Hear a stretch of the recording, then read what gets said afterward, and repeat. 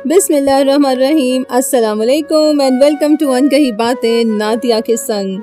और आज एक बार फिर किताब परी की बातें जो 2004 में पब्लिश की गई, इसमें शामिल 3 कहानियाँ अब तक हम आपको सुना चुके हैं जो कि आप लोगों ने बहुत पसंद की, जिसके लिए बहुत शुक्रिया। और आज फिर एक और कहानी जो कि परी की बातें में शामिल है हम आपके लिए लेकर आए हैं और इसका टाइटल है फूलों की शहजादी। राइटर है मैम राबेल पीरजादा और वीडियो एडिटर है मिस आयशा खान। तो चलिए सुनते हैं कि फूलों की शहजादी में क्या नया है।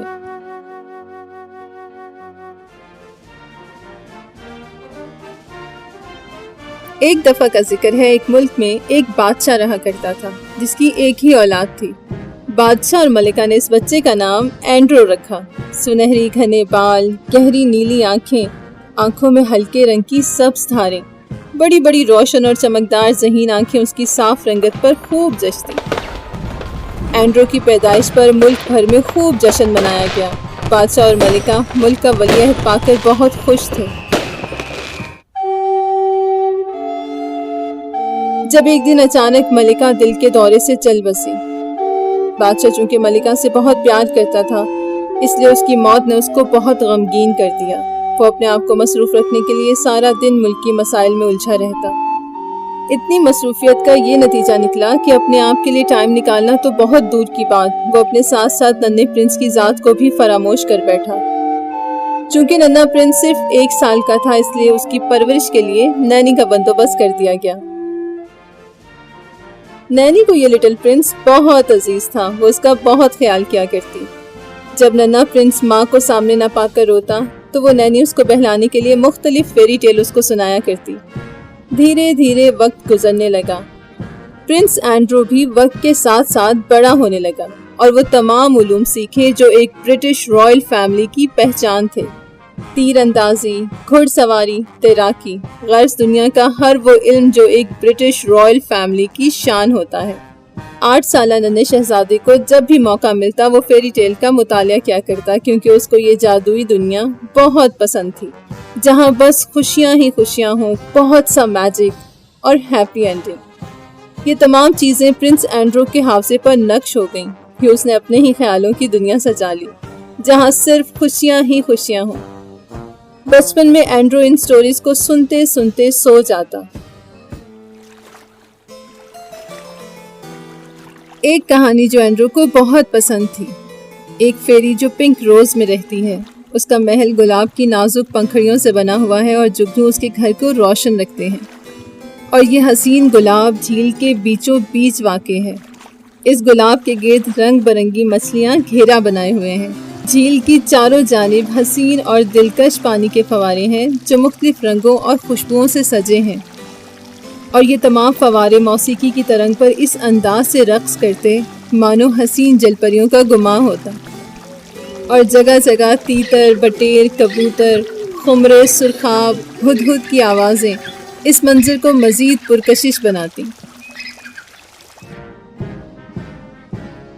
यूं वक्त तेज़ी से गुजरने लगा। प्रिंस एंड्रो भी बचपन से निकलकर जवानी की जानिब सीढ़ियाँ चढ़ने लगा। को शहजादा एंड्रो हर लिहाज से मुल्क का वलीअहद बनने की तमाम खसूसियात अपने अंदर रखता था, पर आज भी वो अपने ख्यालों की दुनिया बनाए हुए था। जब एक दिन बादशाह ने प्रिंस को दरबार में हाजिर किया और बोला, प्रिंस, हम तुम्हारी शादी करना चाहते हैं।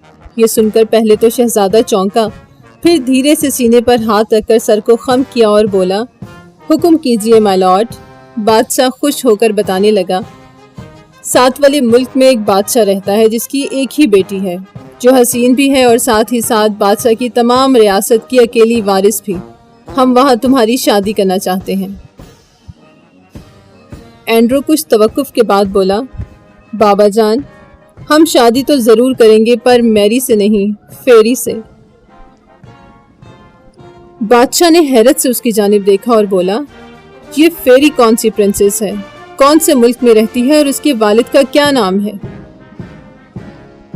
तब शहजादे ने बादशाह को फेरी की हकीकत से आशना किया कि वो उसकी फेरी टेल की एक किरदार है और एक हसीन गुलाब में रहती है। बादशाह हैरत से मुंह खोले अपने खूबरू बेटे को देखने लगा। 6 फुट कद, روشن نیلی گہری آنکھیں اور آنکھوں میں ہلکے سبز رنگ کی دھاریں جو اس کی آنکھوں کو مزید دلکش بناتی تھی، سنہری بال، وجیح چہرہ، توانا جسم اور اس پر اس کے خیالات۔ تمام درباری بھی اپنے شہزادے کی خیالوں کی دنیا کے بارے میں جان کر ششدر تھے۔ کچھ وقفے کے بعد بادشاہ شہزادے سے مخاطب ہوا اور بولا، شہزادہ اینڈرو، یہ فیری ٹیل ننھے بچوں کو خوش کرنے کے لیے ہوتی ہیں، ان کا حقیقت سے کوئی تعلق نہیں ہوتا، اور ویسے بھی آپ جوان ہو گئے ہیں، آپ کا ان فیری ٹیل سے کیا کام؟ آپ چھوڑیے ان باتوں کو اور پرنسس میری سے شادی کے لیے رضامندی دے دیں۔ پر شہزادہ اپنی ضد پر اڑ گیا اور بولا، نہیں بابا جان، ہم میری سے نہیں، فیری سے شادی کریں گے۔ آخر بادشاہ شدت ضبط سے بولا، شہزادہ اینڈرو، آخر میری اور فیری میں کیا فرق ہے؟ شہزادہ چونکہ حصہ مزاح رکھتا تھا اس لیے ہلکے پھلکے انداز میں بولا، میری ایم سے ہوتا ہے اور فیری ایف سے۔ یہ سن کر تمام درباری مسکرا دیے اور پھر دیکھتے ہی دیکھتے ہلکی ہلکی چہمگوئیاں ہونے لگی۔ جب بادشاہ جلال میں آ گیا اور بولا، پرنس ٹھیک ہے، اگر آپ پرنسس فیری سے شادی کرنا چاہتے ہیں تو جائیے اور جا کر اسے ڈھونڈ لائیے، آپ کے پاس 1 سال کا وقت ہے، اگر اس مدت میں آپ اپنے خوابوں کی شہزادی لے آئے تو ہم آپ کی شادی اس سے کر دیں گے، نہیں تو آپ ہماری پسند سے شادی کریں گے۔ شہزادہ خوش ہو گیا اور بادشاہ سے جانے کی اجازت لے کر اپنے وزیر کو اس کا سفید گھوڑا تیار کرنے کا حکم دیا۔ بادشاہ پھر پرمطمئن انداز میں شہزادے سے مخاطب ہوا اور کہا، اپنا عہد یاد رکھیے گا، 1 جنوری یعنی نیو ایئر پر آپ کی شادی ہوگی، اب دیکھنا ہے وہ آپ کی پسند ہوگی یا ہماری۔ بادشاہ کو یقین تھا کہ یہ فیری ٹیل کی سٹوریز صرف فیری ٹیل میں ہی اچھی لگتی ہیں، حقیقت سے ان کا کوئی لینا دینا نہیں ہوتا۔ شہزادے کے لیے یہ سوچ ہی پرمسرت تھی کہ وہ اپنے خوابوں کی ملکہ ڈھونڈنے جا رہا ہے۔ اس نے اپنی نانی کو بھی بتایا۔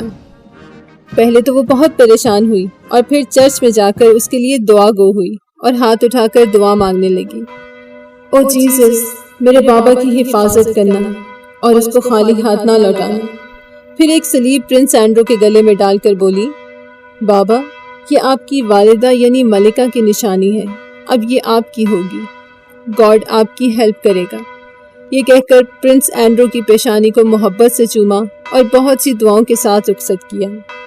پرنس اینڈرو گہرا کالا لباس زیب تن کیے جو رائل فیملی کی پہچان تھی، شان سے اپنے سفید گھوڑے پر سوار بنا سوچے سمجھے جنگلوں کی طرف روانہ ہو گیا۔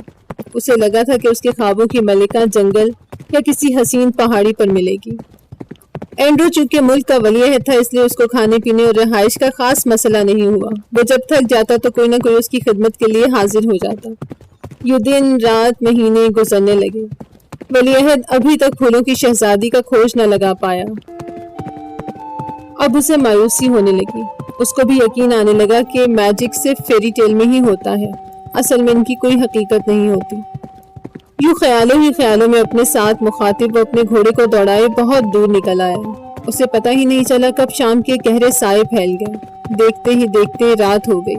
جب اچانک اسے اپنے گھوڑے کی ہنہناہٹ سنائی دی، اسے یوں محسوس ہوا کہ گھوڑا دھیرے دھیرے دلدل میں اترنے لگا ہے۔ اس نے ایک جھٹکے سے گھوڑے کی زین کھینچی، بجائے گھوڑا دلدل سے باہر نکلتا، الٹا شہزادہ اپنا توازن برقرار نہ رکھ سکا اور سیدھا دلدل میں جا گرا۔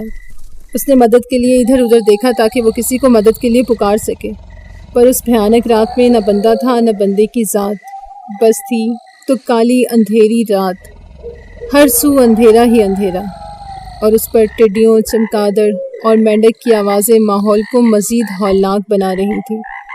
دور کہیں گیدڑ اور الوؤں کی آوازیں۔ شہزادے نے سوچا، آج لگتا ہے کوئی انسان تو نہیں، پر ان جانوروں کا میں مہمان بنوں گا، اور یہ بھی معلوم نہیں کہ یہ میری خدمت کریں گے یا میرے ہی گوشت سے اپنی ضیافت اڑائیں گے۔ یہ سوچ کر اس نے ایک جھجری لی اور سچے دل سے اپنے رب کو پکارنے لگا، او گاڈ ہیلپ می پلیز۔ وہ آنکھیں بند کیے بائبل کی آیت کا ورد کرنے لگا، جب اچانک اس کے منہ سے کوئی چیز آ کر ٹکرائی۔ اس نے گھبرا کے آنکھیں کھولیں تو کنول کا پھول اس سے آ کر ٹکرایا۔ اس کے دماغ کے پردے پر پھولوں کی شہزادی کا عکس لہرا گیا۔ اپنی حصے مذاق کی طبیعت سے مجبور ہو کر وہ ہنستے ہوئے آسمان کی جانب رخ کر کے بولا، واہ جیزس، کہاں وہ حسین خواب، کہاں یہ ہولناک حقیقت۔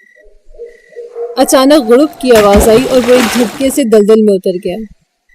آخری منظر جو اس کی آنکھوں نے دیکھا وہ یہ کہ اس کا گھوڑا بھی اس کے ساتھ دلدل میں اتر گیا. جو ہر طرف مینڈک، چمگادڑ، ٹڈیوں، گیدڑ اور یہاں تک کہ الوؤں کی آوازیں ماحول پر چھا گئیں. پر ایسی پراسرار رات میں کنول کا پھول اپنی پوری آب و تاب سے اس منظر کا جائزہ لینے لگا. ایک زوردار دھماکے کی آواز آئی اور تمام پرندے درختوں سے اڑ کر ادھر ادھر بکھر گئے اور ایک غیر انسانی آواز پورے منظر پر چھا گئی. يفيك كفون كفون بفكتفه جفس نفين مفارفي نفيد نفين خفل لفل دفال دفي. کون تنبغت ہے جس نے ہماری نیند میں خلل ڈال دی؟ شہزادہ جو بیچارہ زوردار دھماکے سے زمین پر آ گرا تھا کراہتا ہوا سیدھا ہوا. ابھی وہ اپنی کمر صحیح طرح سے سہلا بھی نہ پایا تھا جب اچانک اس غیر انسانی جاندار کو اس عجیب و غریب آواز میں بولتے ہوئے حیرت سے دیکھنے لگا. ابھی وہ اسے کچھ بولتا، چاروں جانب سے ہلکی ہلکی ونڈ چائم کی آوازیں آنے لگی. مختلف انسٹرومنٹ سے نکلنے والی دھنیں جادوئی منظر پیش کرنے لگی اور انہی سروں پر رقص کرتے رنگین پانی کے فوارے اسے اپنی فیری ٹیل کی دنیا میں لے گئے.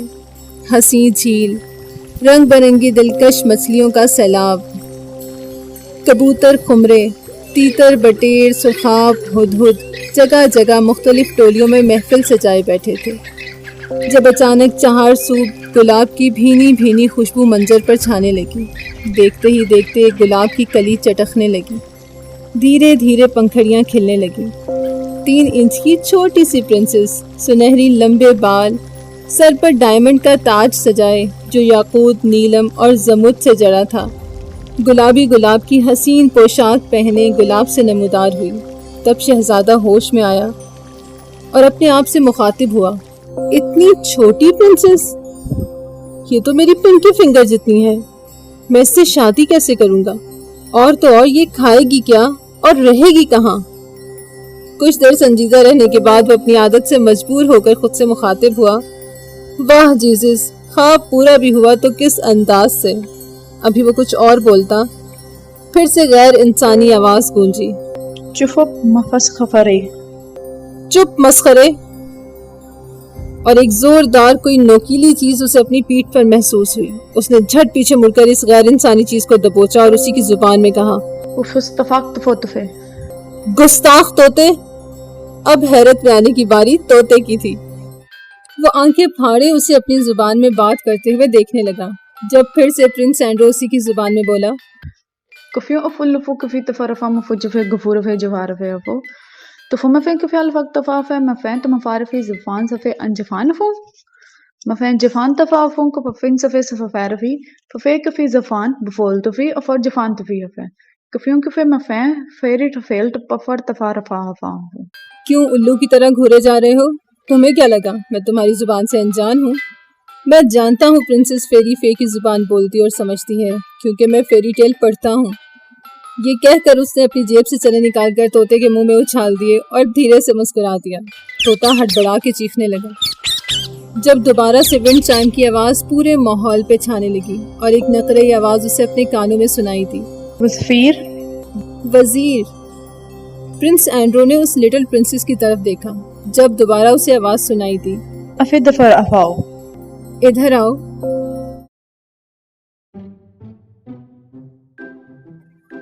شہزادہ حیرت سے ادھر ادھر دیکھنے لگا. اسے تو چاروں جانب کوئی انسان نظر نہ آیا سوائے اس لٹل پرنسس کی اور اس کے.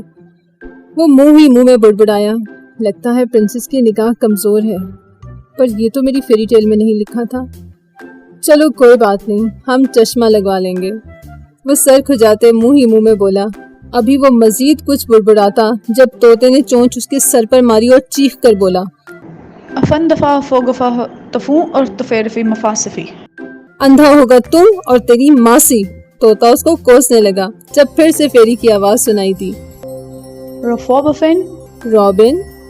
شہزادہ کچھ سمجھتا جب طوطا اڑا اور فیری کے قریب جا کر سر خم کر دیا اور بولا، یفس مفائل فورڈ. یس مائی لارڈ. جب شہزادے نے یہ منظر دیکھا تو عادت سے مجبور ہو کر بولا، 3 انچ کی ملکہ اور 3 فٹ کا وزیر. وزیر نہیں، طوطا. اس کے خیالات اور زبان کو تب بریک لگی جب پرنسس پھولوں پر قدم رکھتے دھیرے دھیرے زمین کی جانب اترنے لگی.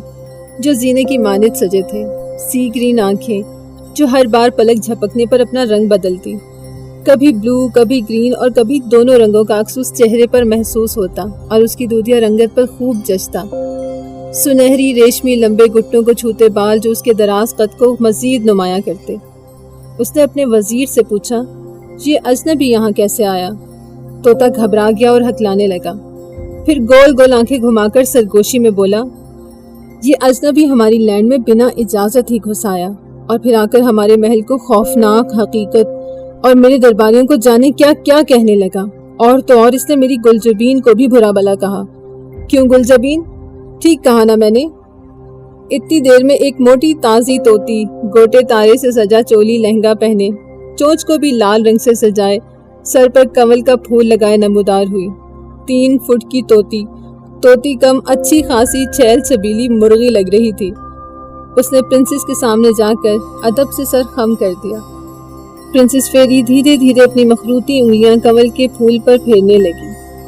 ابھی شہزادہ صحیح طرح سے کچھ سمجھ بھی نہ پایا تھا جب چھٹ دیکھتے ہی دیکھتے کنول کا پھول ایک کانچ کی صورت اختیار کر گیا اور شہزادے کی زندگی ایک فلم کی مانند اس پر چلنے لگی۔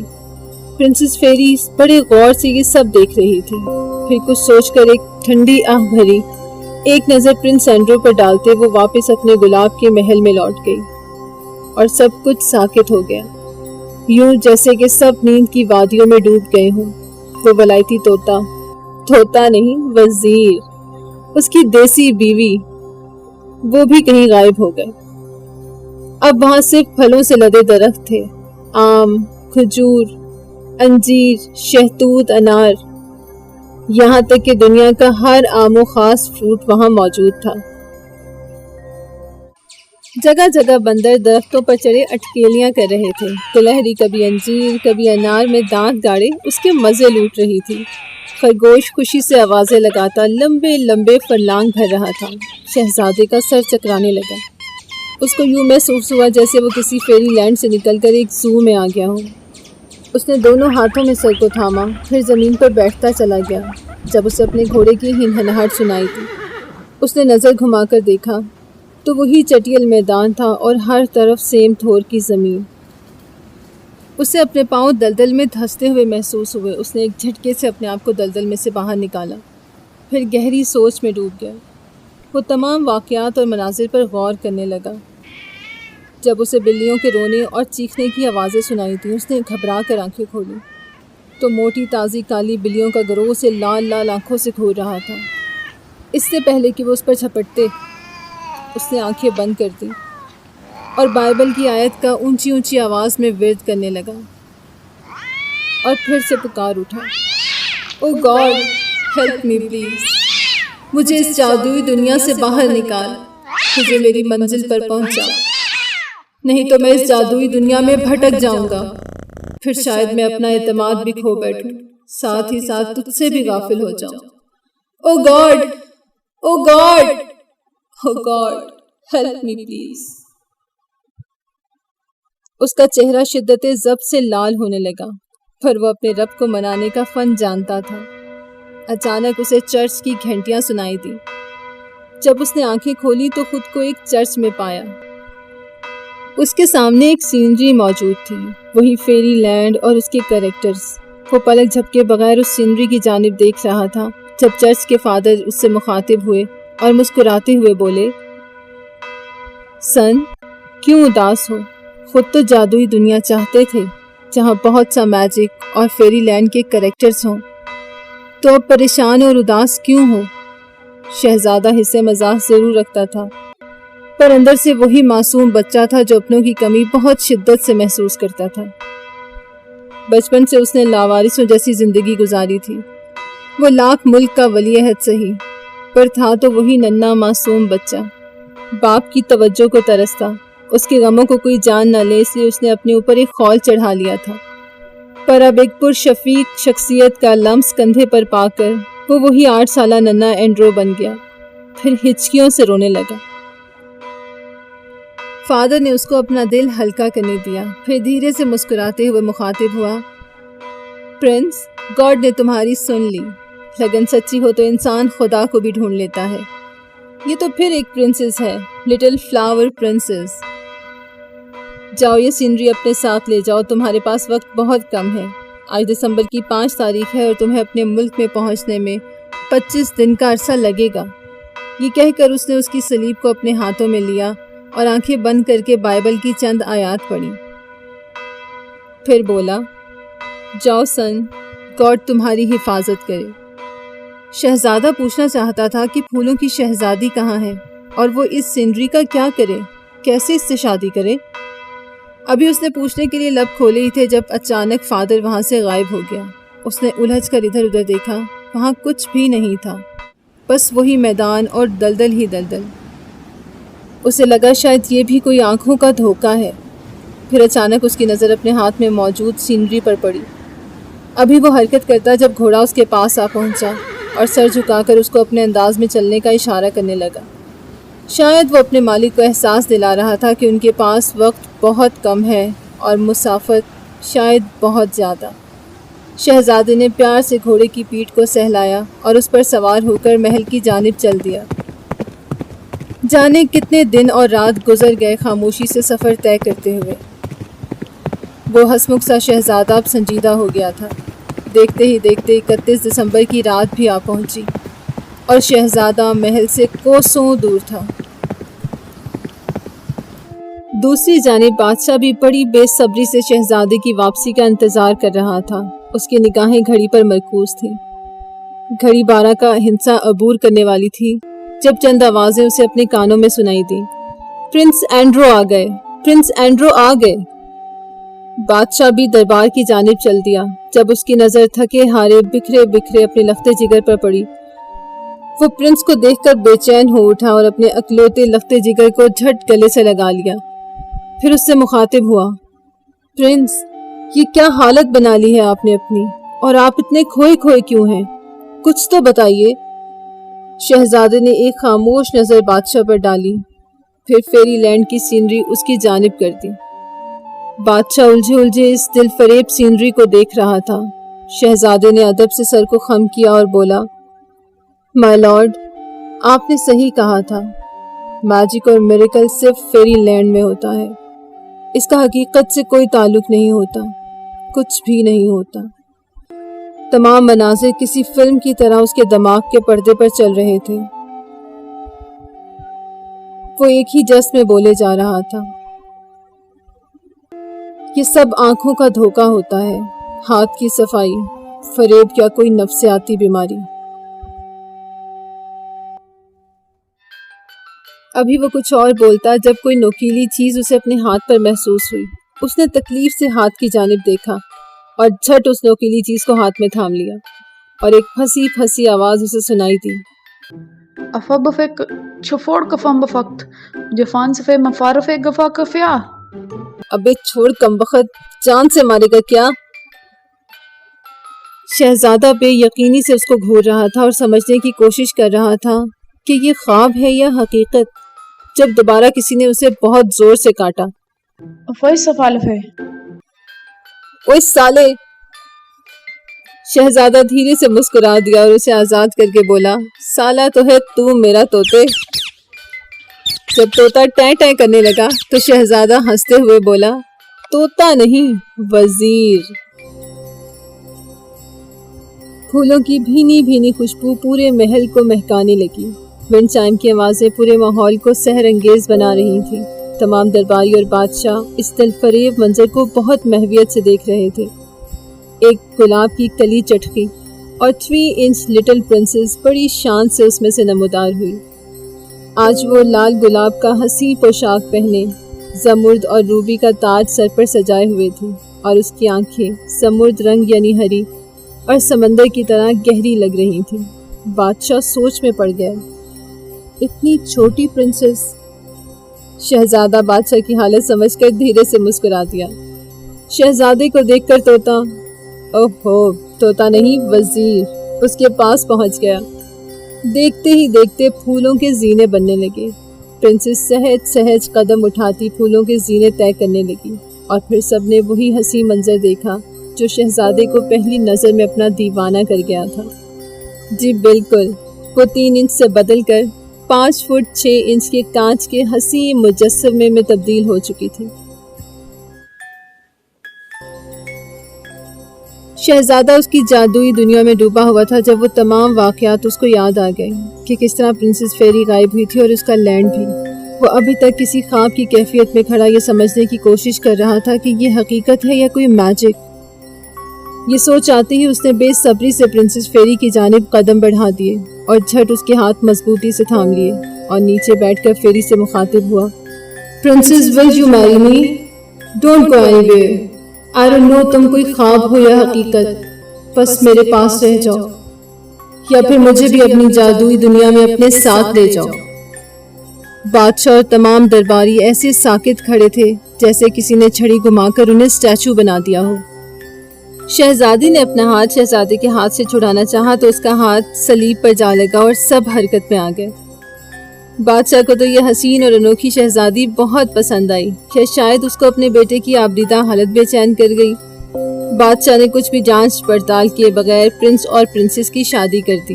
بادشاہ نے پرجوش ہو کر جیسے ہی شہزادے اور شہزادی کے سر پر ہاتھ رکھنا چاہا تو اس کے ہاتھ میں وہ سینری آ گئی، وہی فیری لینڈ اور اس کے کردار۔ سینری میں بس ایک کردار کا اضافہ ہو چکا تھا اور وہ تھا ملک کا ولی عہد، اس کا اکلوتا بیٹا پرنس اینڈرو، جو بڑی شان سے جھیل کے بیچوں بیچ پرنسس کا ہاتھ تھامے اسی سینری کا ایک دلکش اور مکمل حصہ لگ رہا تھا۔ بادشاہ دیوانہ وار سینری ہاتھ میں تھامے اپنے ولی عہد کو پکارنے لگا، پر اب وقت گزر چکا تھا۔ پرنس اپنی جادوئی دنیا میں جا چکا تھا جہاں بہت سا میجک اور کبھی نہ ختم ہونے والی خوشیاں۔ بادشاہ اور شہزادے دونوں کی وش پوری ہو چکی تھی۔ ایک جادوئی دنیا میں جانا چاہتا تھا اور دوسرا رب کی رحمتوں کو بھلائے ملکہ کے جانے پر شہزادے کو نظر انداز کرتا اور شکوہ کرتا، ملکہ کے بعد میں ادھورا ہوں، مجھے نہ پرنس اینڈرو کی طلب ہے نہ ہی کوئی چاہت۔ سچ کہتے ہیں کوئی بھی وقت قبولیت کا ہو سکتا ہے، اس لیے جب بھی بولو سوچ کے بولو۔ اور اس کے ساتھ ہی نہ صرف آج کی کہانی پھولوں کی شہزادی بلکہ کتاب پری کی باتیں کا اختتام ہوتا ہے۔